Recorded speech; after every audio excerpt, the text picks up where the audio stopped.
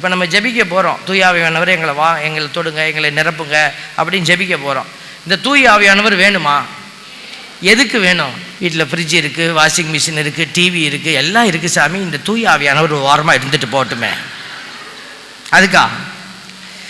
தூய ஆவியானவர் எதுக்கு நம்மக்கிட்ட வேணும்னா பொது நன்மைக்காகவே தூய ஆவியானவர் ஒவ்வொருவரிலும் வெளிப்படுகிறார். பொது நன்மை. ஆண்டவரே, என் முட்டி வலி போகணும், இடுப்பு வலி போகணும், என் பிள்ளைக்கு கல்யாணம் நடக்கணும், இதெல்லாம் நடக்கும். எப்போ நடக்கும்?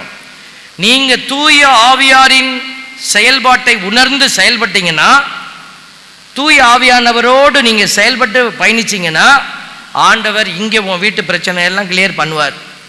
இப்போ நம்ம அது செய்கிறதில்ல, அதனால் நம்ம வீட்டு பிரச்சனையை நீங்களே கட்டி அழுவுறீங்க.